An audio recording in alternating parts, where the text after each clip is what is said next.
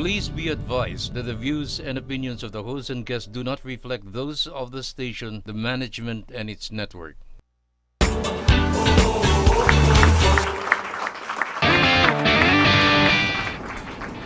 Alright, you guys are still watching Millennial TV.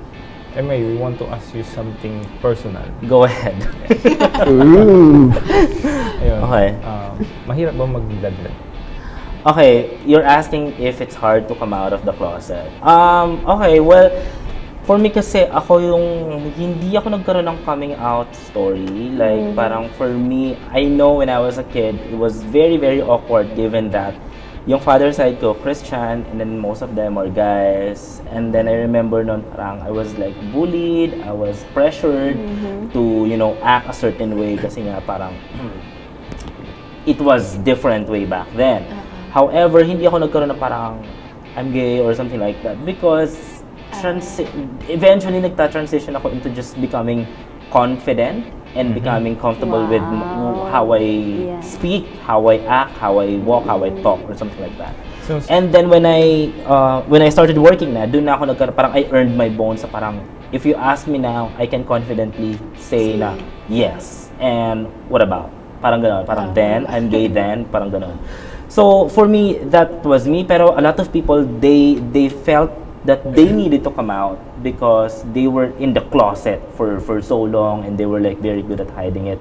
Or parang they just want to feel na parang merong burden na naalis sa, something that you want to get off your chest or something like that. Pero hindi siya required that. Do not pressure yourself that you need to come out. Ako for me, sana dumating yung point or yung panahon na people don't need to just declare that they are gay or lesbian or something or transgender, that people are just loving. And kasi ako whenever I'm with people na parang wala naman nagtanong sa akin na bakla ka ba or ano, parang yung parang ang intention is to make you feel uncomfortable and make you parang ma-pressure ka na parang didinay ko ba to or whatever. Kasi if you are surrounded by people na very intelligent and very they would know and it doesn't matter. Yeah. Right. If I'm with people who are very intelligent, pero yun nga, I'm in a bubble Kasi when you go out and when you're surrounded with, homophobic people who are very traditional, who are clueless about, what you're fighting for or LGBTQIA,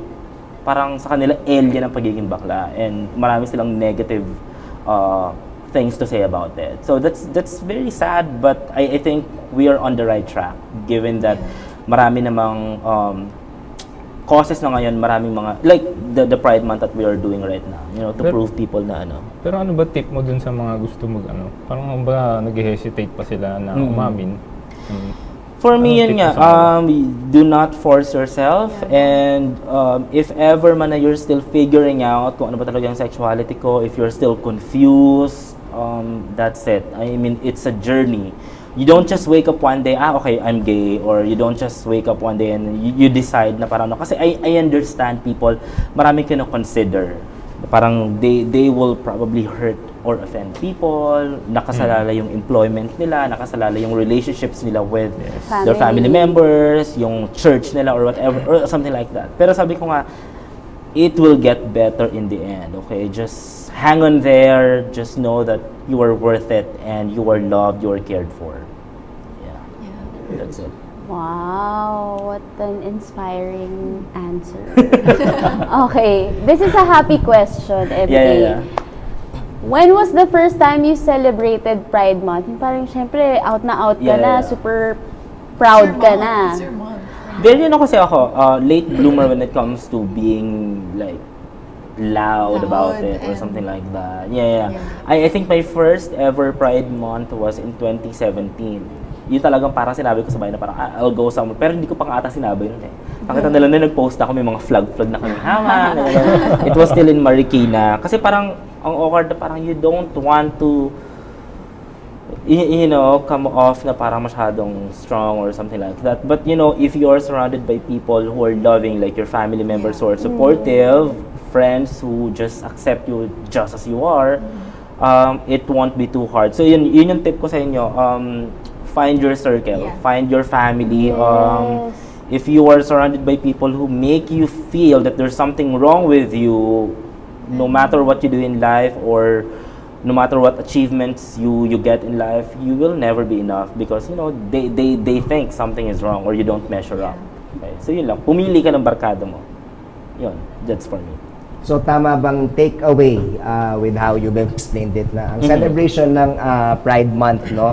Hindi lang siya para sa mga people who are out na, but of course people who aren't out can possibly join your celebration out loud. But correct ba in saying this is a call to everybody out there na especially those na medyo closeted pa or aren't comfortable coming out, that there's more of you. And even if you don't wanna come out, you're not different because there are people like me celebrating this month. Tama ba? Yeah, exactly. Well, we want them to feel that they are not alone, number one, and we do it for the people who can't do it.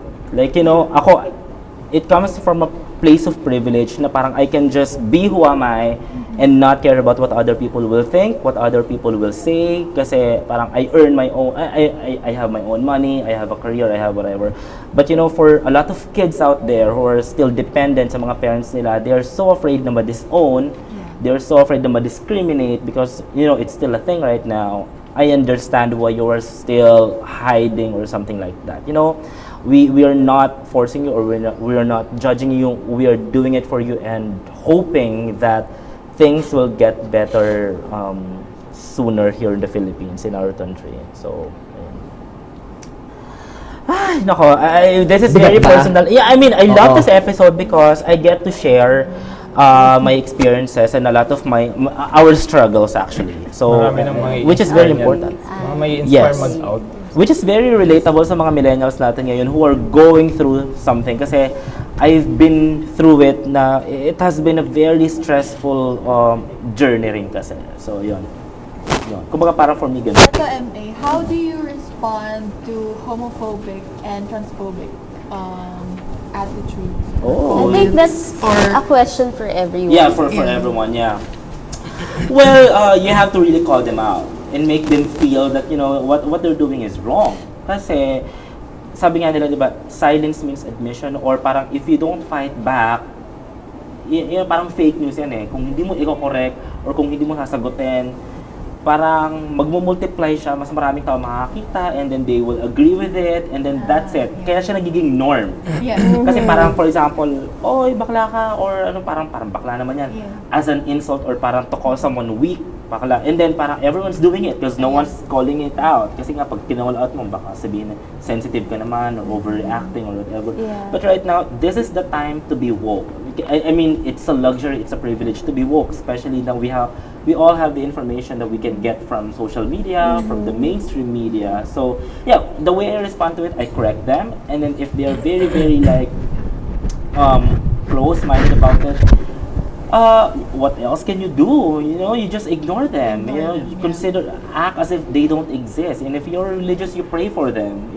Kasi parang there's nothing you can do kung gano'n na yung point of view niya, yung perspective niya. You just keep on being who you are and be a good person, help people, be excellent to each other so that they can see na parang, okay, even if, parang kung ano man yung mga misconceptions nila, mako-correct or possibly na para ma-realize nila that, kung ano man yung parang na-misinterpret nila sa mga LGBT people, mabago or ma-change. Share ko lang yung experience ko. Meron kasi yung roommate dati. Yun nga, gay siya. Kasama ko siya sa openly out. Oo. Okay. Kasama ko siya sa work. Pero hindi siya yung hindi siya yung tipo ng bakla na malaswa, na below the belt magsalita. Sabi ko pa nga sa kanya, try kita gawing lalaki. Sinasama ko siya sa mga activity ko, gym, like mga ganyan, mga sports. Pero wala talaga. Sinama ko sa gym, Pops, nag-gaspatan na yun. Sinama ko siya sa mga activity ko, yun nga, yun, wala talaga. What was why were you doing that? Hindi, kumbaga inaasar ko lang siya. Sabi ko, bago tayo maghiwalay dito, dapat maging lalaki ka na. Ganun ko siya. Pero hindi, what was your... Hindi, parang ano lang siya. Friendly banter lang between the both of them. Pero hindi naman na hindi niya mako-convert. Yes, Pero he never oo. took advantage of you or he never Hindi. hit on you or Hindi, something? hindi. Pero Okay, later okay. on naman, ayun, nagkaroon ako ng respect sa kanya kasi mabait talaga siya. Sobrang bait. Okay. Yun, Yeah, parang that's good. naging close Yeah. kami. Yeah. Buti Ay- hindi niya na-misinterpret niya. Kung Hindi, paano hindi mo naman. Yeah, May yeah. mga gays din kasi na sensitive, which yun naman yung na-experience ko. Paano? Kilala mo siya. Ano yun? Anyways, Paano? May siya. medyo below the belt siya kung magsalita Yeah, siya. yeah, yeah. So parang, ang respond ko naman sa mga What made her or him. react? Ay, parang kalala ko Okay. yun. Kasi very, very across the board na yung ano nyo. Parang, Oo. you know, crossing boundaries na. Yeah. Yes. So parang, iba rin talaga yung take and tingin ko sa mga gays Yeah, and yeah. transex, yung mga Yeah. kung ano-ano pa. Yun nga, siya, hindi siya nice. Yeah, okay. Pero may mga love talaga ako ng mga gays Yeah, na yeah. as in tinetreasure ko yung friendship. Pero siya parang nag-break yung, hindi naman sa parang dahil sa kanya nawalan ako ng respect dahil Yeah, sa dahil sa mga pagiging gays. gay, yeah. Oo. Alam kong iba't ibang klase kayo yung Yes. personality nyo. People are And multifaceted. I mean, not all good, not all bad. There are straight people who are toxic and assholes. There are Super- gay people who are toxic and assholes as well. Yes. You cannot really just generalize sa isang buong community. Yes. ang That's hirap just din because makipag-deal with sa mga gay na talagang palaban. Kasi actually, Yeah. personality yun ng mga gays Yeah, mga yeah. palaban talaga. Maybe because most people who are most LGBT people are very strong Mm-hmm. because we have grown. They've had to be strong. Yeah. Yeah. You know, discrimination. Yeah. Pride oppression. You just talaga. felt na parang you're Yeah. alone. I remember I used to cry a lot when I was a kid because, you know, the bullying was just so bad na parang I just wanted to kill myself. Na parang, Oh my I guess parang, this is it. Like parang I don't feel normal. I think there's something Yeah. wrong with me. And a lot of people are still going through that right now. So I mean, being kind to people, especially kids, who are still figuring themselves out will go a long way. So that's very nice that you get to share that. Na parang you realize na parang it's bad to, you know, hate people just because of your bad experiences with one person. Iba naman kayo, iba't ibang klase na naman personality Yeah, nyo. exactly. And ang sarap yung maging kaibigan, sa totoo lang. Ako, wala talaga akong bad experience sa inyo. Yun nga, puro good experience. That's why I love you Yeah. guys. I have a lot of friends who Ang are- sarap tumawa Yeah. with you guys. Super fun. Ito, question ko to lahat sa inyo. Like, how do you intend to get others to be more open-minded about LGBTQ people? Kasi, most sa inyo, kasi I know you guys are very intelligent, you guys are, I mean, parang open-minded or something like that. How would you inspire others to just, you know, be cool with it? Na parang don't crucify someone. Like, for example, you, Waki, given that you're very expressive and aggressive when it comes to sharing your point of view. Masculine. Hindi. I think it's summary na lang din ng a lot of the things you guys have been saying.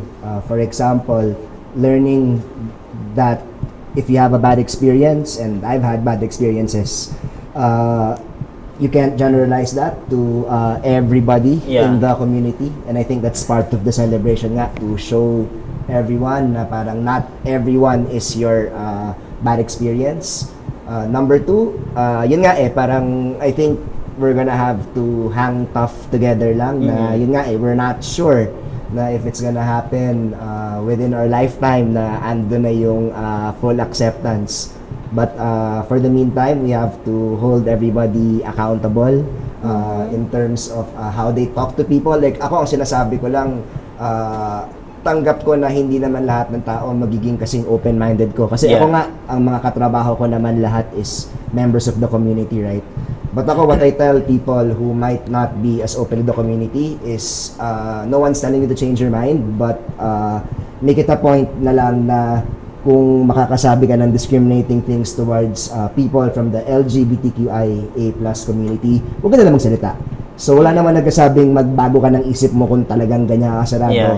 But you draw the line at expressing yourself. And I think that goes also not just with our gender orientation, but for other people's opinions and for other people's beliefs, or for everything na hindi tayo nag-agree on.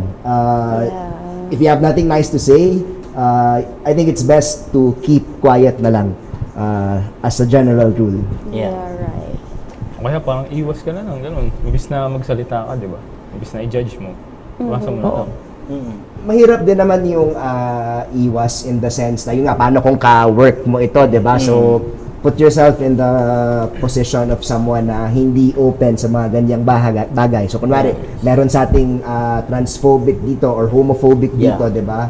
What do you do about those people na wala ka namang choice na mafe-feel mo yung hostility nila every day? So, ikaw, M.A, I guess I'll throw it back to you before we ask the girls then. Yun nga parang for the people na talagang hindi mo maaalis dyan, di ba? Yung hindi mo maiiwasan. As per Chris's point, paano natin ina-navigate yung mga taong you just have to call them out and keep being nice to them until being nice is not the answer. And then I think you just have to first call them out, make them feel na parang what you're doing is wrong. Okay, stop being an asshole, because that's it. And then it's important that we have people who are allies who will speak for us. So I really appreciate you guys sharing your experiences and what you have learned, because life is all about learning and unlearning things. Like ako may mga bad rin ako before perspective about things like mga divorce, marriage equality, I was against this or mga ganyan. But as you mature, as you learn more, as you read more, you can change your mind. It's okay to change your mind. It's okay to bite your tongue as well. If you think that what you're going to say will affect people negatively, because we don't know what people are going through in their lives and how they would process judgment or whatever reaction that you can give. So any more words of encouragement para sa LGBTQIA community? Just stay awesome, stay beautiful, and remember that you are not weird, okay, in a bad way. You are weird in a good way, and things are going to get better, and you are not alone. Okay? Ayun. Tsaka respect yourself, siyempre. Yes, I mean, love yourself, which is most important. Yung mga gay kasi na masyadong out, di ba? Kumbaga, bigyan mo ng respeto yung sarili mo. What do you mean by that? Yung, ang dami ko nakikita, like sa Facebook, yung mga ganyan. Yung mga gay na masyadong may nakikita pa ako talagang hubot-hubad So ayaw niya masyado kang in your face about it, na you're gonna use the need to express yourself as an excuse to project mga vulgar content. Tama ba, Chris? I think that's it. I can agree with you on that. Parang just because you're gay doesn't warrant you, na all the luxury na pwede mo nang bastusin lahat. Or yung parang magpaka super But to some extent, I understand kung ano yung frustration. But at least here in the Philippines, we have a lot of things na na-improve na lately, di ba, Yulamay? Yes. At sabi nga ni Attorney Jesus M. Falsis III, sa isa sa mga shows natin na People's Court with former Judge Jing Uyenko Nolasco and Attorney Al Humrani, mas makulay po ang buhay kung tatanggapin natin ang kapwa natin na LGBT. Well, sobrang init ng issue na to. At isang oras na naman ang dumaan. And we have to say our goodbyes for now. Thank you, M.A, sa pag-share mo. Happy Pride Month! For having this conversation, and to our producer, Sir Butch, and our writer, Bilga, for, making sure na matouch natin tong subject to, which is timely and relevant and important. Diba? Yes. So, in behalf of them, I'm saying my goodbyes from our mysterious hunk, Chris Abaya, the Real Talk Master, M.A Buendia, Tribal Chief, Joaquin Mendoza, and our model next door, Zara Lynn. Waving their goodbyes. See you again next week. And of course, ang sweet sunshine ng Paranaque, Yulabay Pollock. The MTV Crew will bring you more and more. Kaya, see you guys next week. This is Millennial TV. This is our time.